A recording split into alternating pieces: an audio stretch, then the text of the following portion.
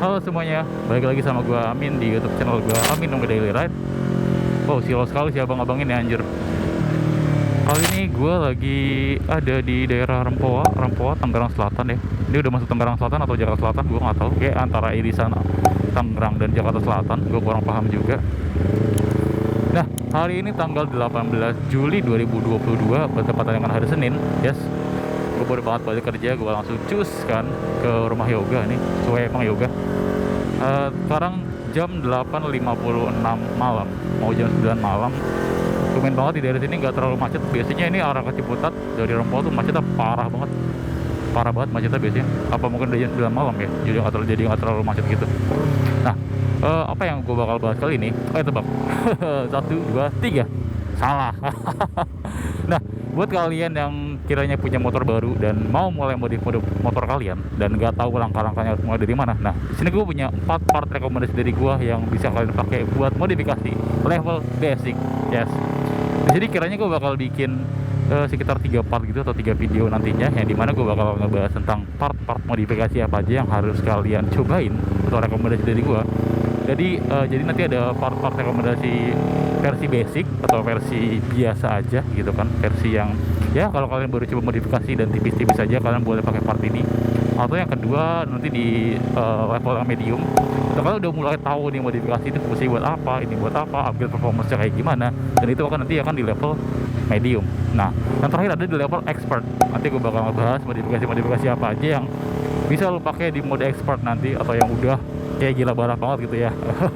Nah, sekarang gue bakal ngebahas part-part yang kiranya basic dulu buat kalian-kalian yang bingung nih gitu kan, punya motor gitu kan, kayak pengen kayak teman-temannya mau modif ini tapi nggak tahu nih apa yang harus dimodif.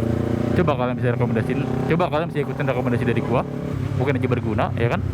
Tapi biasanya kalau beberapa orang, ya gua nggak menyalahkan orangnya juga, beberapa orang terutama itu kadang dia modif motor itu kayak asal aja ya, mohon maaf ya, kayak mereka nggak tahu fungsinya atau kurang tahu akibatnya kalau part ini diganti, part itu diganti, part ini dibuang dan segala macam. Nah, kita mulai aja, nggak usah basa-basi.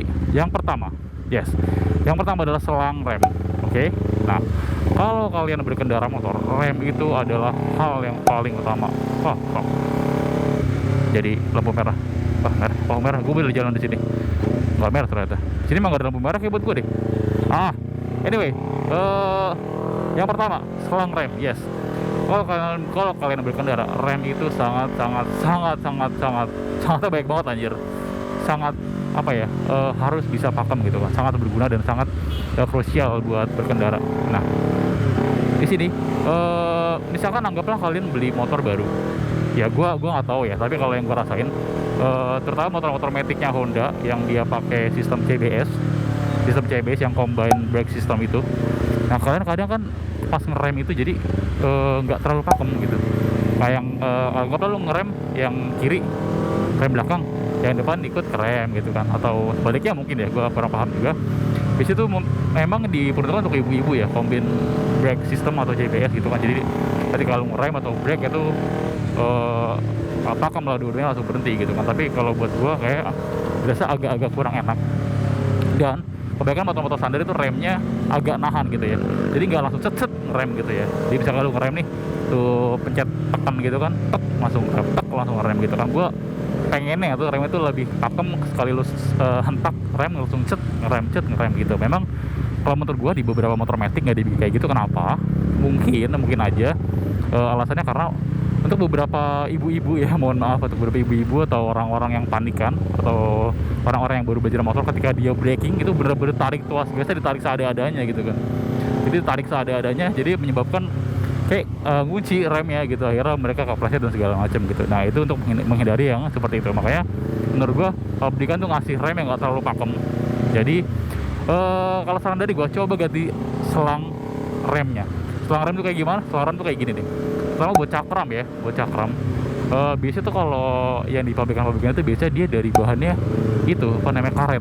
Nah, jadi selang rem itu buat menghantar minyak rem lah ya. Nanti gue bakal bahas, kalau misalkan ada yang mau request gue bahas tentang masalah pengereman, boleh nanti di kolom komentar. Tapi gampangnya, rem standar itu dia selangnya pakai karet. Nah, Kekurangan apa kalau pakai karet? Kekurangannya adalah ketika lu dalam tekanan tinggi. Santai, mau kemana sih? Buru-buru banget, santai. Ketika lu dalam, tadi balik lagi, apa kayaknya gue harus tungguin dia pergi dulu atau menjauh gitu baru gue ngebahas di berdua orang, kayak bersih banget dari tadi. Apa harus gue kasih pelang di helm gue gitu lagi vlogging gitu, jangan ganggu. Gak mungkin juga sih sebenarnya, kan lagi jalan raya beraya kan. Nah, selang rem dari pabriknya itu bahannya itu karet. Dan kalau bahan karet itu ketika lu dalam tekanan tinggi atau di push terus menerus sama master rem, itu bakal menyebabkan selangnya longgar. Nah, kalau selangnya longgar, tekanan lu ke kaliper itu jadi makin sedikit. Nah, jadi menyebabkan rem lu itu jadi lama-lama nggak pakem. Anggaplah kalau lu misalkan touring terus-terusan terus dibabat lu ngerem terus dan setelahnya siang-siang, itu bakal berakibat rem lu agak-agak sedikit nggak pakem gitu kan. Dan lama-kelamaan kalau memang nggak terawat bisa menyebabkan rem lu bolong juga.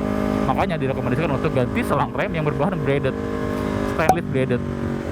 Nah, itu kenapa gue merekomendasikan lu harus ganti selang rem yang braided, karena selang rem yang braided itu dia lebih kuat, terus lebih tahan sama tekanan minyak rem. Lu buat kalian yang nggak tahu tuh, minyak rem tuh keras ya. Kalau misalkan mengering itu dia jadi keras, dan kalau kena cat pun catnya bisa ngelupas lah ya. Dia tahan akan tekanan dari minyak rem, dan dia kuat, dan dia nggak mengendor atau mengambang lah gitu, atau nggak mengambang. Jadi rem lu nanti ketika lu brake itu, lu ngerem tuas rem lu pencet itu bakal lebih presisi dan lebih cepat gitu masuknya si minyak dari master rem ke kaliper. Nah gitu, ketimbang lu pakai yang tadi namanya apa tuh, yang standarnya atau yang pakai karet ya. Jadi gitu, jadi saran gue lu ganti. Memang beberapa orang nggak mengenai ini, tapi gue sarankan lu buat ganti. Dengan mahal-mahal kok, ada dari beberapa brand, ada yang brand RCB, ada KTC, ada yang lokalan, TDR juga ada. Tapi kalau kalian mau yang agak ekstrim, coba kalian pakai yang Health Performance, itu udah paling enak. Kayak selang rem gue pakai Health, memang harganya agak sedikit pricey sih, sekitar 500 ribuan buat satu piece selang rem gitu kan. Tapi menurut gue secara performance-nya itu dapat banget gitu kan. Mungkin buat kalian yang feel-nya sensitif terhadap sesuatu, kalian bisa pakai Health kan, gue rekomendasiin banget. Nah, itu yang pertama dari segi selang rem, keselamatan lu berkendara pakai rem gitu kan. Nah, yang kedua adalah pokoknya agak-agak bang mau ngerem, maksudnya jangan jadi mau belok kanan lagi, beneran belok kanan nih, jangan. Nah, yang kedua adalah dari segi performance. Ya nggak mungkin dong, motor udah kenceng performance-nya nggak dinaikin. Nah, sini gue pakai yang tipis-tipis aja. Gue belum merekomendasikan kalian knalpot racing buat di level basic ini. Gue merekomendasikan buat kalian adalah filter udara racing. Yes, filter udara racing. Ya, walaupun nggak kelihatan, walaupun partnya nggak kelihatan, partnya di dalam di dalam bodi lu biasanya ya. Oh, ada apa nih? Mobil muter balik. Emang tuh di Ciputat tuh terkenal dengan macet gara-gara mobil muter balik sebenarnya. Bukan karena jalannya kecil atau apa, tapi karena muter baliknya tuh gila. Semua dia aja kayak hampir banyak banget muter balikan di sini. Kayak buat pemerintah Ciputat ya, gimana nih? Biar putar balikannya diminimalisir gitu kayaknya. Nah, yang kedua adalah filter udara racing. Coba kalian pertimbangkan dan cari-cari di Google apa itu filter udara racing, karena gue butuh waktu juga buat menjelaskan sendiri. Mungkin kalau ada yang mau gue jelasin, gue bisa jelasin lagi nanti di next video gue. Tapi intinya filter udara racing itu pertama menambah horsepower atau menambah tenaga motor kalian ya. Karena filter udara yang biasa kan biasa dari itu tuh kayak dari busa bukan busa juga sih, kayak dari kertas gitu kan, dari kertas gitu. Nah, dari artikel yang gue baca, kertasnya itu kayak dia terlalu rapat, terlalu menyumbat angin. Jadi memang di pabrikan memang buat standaran sih, jadi memang dia nggak perlu power yang gimana, jadi memang dibuat rapat biar lebih awet dan mesinnya lebih terjaga, karena kan memang dia lebih main di durabilitas ya, sama keamanan, safety. Jadi dia nggak pakai filter udara yang terlalu longgar. Nah, kalian bisa pakai filter udara racing. Di sini gue cuma tahu brandnya 2 ya kalau nggak salah ya. Ada Verox sama ada Filter Sprint gitu kan. Coba kalian pertimbangkan 2 di antara itu. Mungkin ada brand-brand lain yang ada, tapi gue nggak tahu. Biasanya gue taunya 2 itu doang, antara Verox sama Sprint. Coba kalian cari. Mungkin kalau ada yang lain, coba aja komentar di bawah. Mungkin bisa jadi masukan buat gue. Nah, itu enaknya dia pertama lubangnya lebih longgar, tapi tetap masih aman buat harian, karena nggak begitu terlalu longgar banget filter udaranya. dia ada meshnya, ada besi, jaringan-jaringan besinya gitu yang bisa menyerap angin secara maksimal. Dan yang istimewanya lagi ada filter sprint itu dia bisa dicuci. Dicuci, yes, bisa dipakai berulang-ulang atau reusable gitu kan. Kalian bisa pakai filter udara itu ketika kalian merasa kotor karena bisa cuci. Tentu saja dengan treatment yang khusus ya, nggak asal-asal cuci doang. Kalian bisa baca petunjuknya, cara cucinya gimana, cara ngelawatnya gimana gitu kan. Dan itu menurut gue worth it banget gitu kan. Tapi nambah power dan kita hemat budget juga, kita nggak perlu ganti-ganti filter udara setiap kali. Ya, itu mantap banget sih. Filter udara Velok di sekitaran harga 500 ribuan kalau nggak salah, koreksi gue di bawah. Atau Sprint yang agak mahalan dikit, sekitar 900 ribu sampai 1 juta, karena harganya segitu. Kalian bisa cek. Tapi dari beberapa sumber yang gue baca sih, katanya filter Sprint ini lebih bagus daripada Velok ya. Mereka di develop khusus, terus ada semacam cairannya gitu buat apa ya namanya, kayak menghambat kotoran gitu kan. Kalau Velok dia cuma filter doang, kalau dia kayak semacam ada pelumasnya gitu, atau tambahan cairan hal gitu lah ya modelannya. Nah itu. Nah, ngerem udah, sekarang kencang udah juga. Yang ketiga itu adalah apa namanya, voltmeter. Yes, mungkin ini nggak kepake buat beberapa orang, tapi kepake banget buat teman-teman yang salah motong aja si Raja Balap ya kan. Gila tuh, gue lagi mau jelasin ada aja orang yang aneh-aneh gitu kan. Nah, voltmeter ini berguna untuk kalian yang motornya tuh nggak ada selaan ya seperti gua. Karena motor-motor sekarang kebanyakan dia keluar nggak ada selaan ya. Gua nggak tahu, mungkin buat sistem safety atau gimana, karena rata-rata udah pakai keyless ya, dan menghindari engkol gitu kan, selaan. Jadi dia dihilangin selaannya gitu. Nah, voltmeter ini sangat berguna buat kalian. Kenapa Kak? Kalau buat kalian yang di speedometer itu nggak ada voltmeter ya, kan bisa ada beberapa yang ada voltmeter ya. Dan kalau nggak ada voltmeter ya, kalian bisa cek tegangan akinya di situ. Nah, jadi kalian bisa pantau kira-kira di apa namanya volt berapa gitu, kira-kira apa namanya akinya bakal bermasalah. Gua lupa hitungan pastinya berapa volt ketika aki itu bagus dan nggak bagus. Nanti gue cantumin di sini aja deh ya, kurang lebihnya berapa angka pastinya. Nah, jadi kalian bisa ngecek itu di situ. Memang kelihatannya sepele, voltmeter doang, tapi itu bakal sangat berguna kalau lu nggak tahu motor lu matinya kapan gitu. Karena gue pernah di mana, gue pakai voltmeter motor gue pikir akinya aman-aman aja kan gitu. Ternyata pas beberapa lama gue berkendara, terus gue matiin dan gue nyalain lagi, ternyata akinya nggak ngangkat. Dalam tanda arti mungkin soak kali ya, gue nggak tahu. Jadi sangat disayangkan banget, gue harus dorong sampai ke bengkel dan harus ngecas aki segala macem buat itu motor jalan lagi, ataupun disetut dulu. Kan agak merepotkan buat gue untuk menghindari hal-hal kayak gitu. Coba pakai voltmeter gitu kan. Nah, apalagi buat kalian-kalian yang kayak sering touring jauh gitu kan, sering motoran jauh, atau rumahnya nggak dekat sama bengkel-bengkel atau jauh dari perkotaan, coba kalian pertimbangkan pakai voltmeter buat motor kalian. Harganya nggak mahal. Itu Tokopedia lu bisa cari harganya sekitar 50 ribuan something, lu bisa dapat itu dengan berbagai merek dan berbagai bentuk sesuai kemauan kalian. Menurut gue itu worth it banget sih, voltmeter. Yang keempat, yang keempat adalah yes, tadi udah kenceng, udah mantap voltmeter, udah ada rem juga, yes.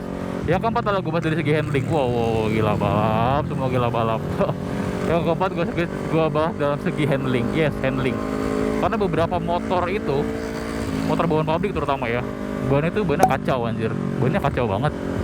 Bawaan pabriknya itu sangat tidak enak menurut gue pribadi ya. Mungkin buat kalian yang biasa makainya oke aja, tapi menurut gue agak nggak enak dipakai. Gue pernah pakai bannya GSX-R, itu dia pakai IRC X1, itu nggak enak banget, licin banget. Terus buat basah juga licin banget. Ketika gue ngerem juga dia geol terus kan ya, pakai selip gitu, kayak sangat tidak direkomendasikan menurut gua. Kalau kalian pengen dalam tanda arti lebih kenceng ya, atau speeding buat motor kalian, gak disarankan kalian pakai ban standar. Dan gue merekomendasikan kalian untuk mengganti ban standar kalian dengan ban aftermarket yang lebih bagus. Banyak brand-brand ban aftermarket yang lebih bagus gitu kan. Ada mulai Corsa, ada Michelin, ada Pirelli, terus ada Dunlop, segala macam. Pokoknya banyak ban aftermarket yang bisa kalian pilih yang performanya lebih bagus gitu kan. Karena beberapa kali gue juga pernah hampir jatuh karena pakai ban standar ya. Mungkin bukan salah bannya juga sih sebenarnya, salah orangnya juga. So kalian juga harus sadar diri kalau kalau misalkan kalian mau pakai buat yang lebih lebih ekstrim dari biasanya gitu kan. Mungkin standar kan buat harian aja. Mungkin kalian agak mau buat kebutuhan pakai motor kalian, coba ganti ban kalian pakai ban aftermarket. Saran dari gue sih, gue dari kemarin pakai Pirelli ya, pakai Pirelli ini udah apa ya, Pirelli Diablo Rosso Corsa, iya betul, Diablo Rosso Corsa yang apa namanya itu, yang medium apa, medium kompon betul, yang medium kompon, yaitu komponnya yang nggak lunak juga tapi nggak keras juga, dia medium sedang gitu kan. Dan itu menurut gua lebih enak daripada standarnya jauh ya. Karena memang harganya juga lumayan juga, jadi menurut gua worth it ketika lu pengen handling yang lebih baik dan lu ganti ban ke ban yang lebih bagus. Nah itu toh syukur-syukur kalau kalian punya uang lebih gitu kan, dengan pengen handling kalian lebih berasa, coba kalian pakai ban-ban yang soft compound gitu kan, ban-ban yang dalam tanda arti dia lebih lunak daripada ban biasanya gitu kan. Iya, memang secara handling enak banget kan, lebih nempel di aspal gitu kan, lebih lengket.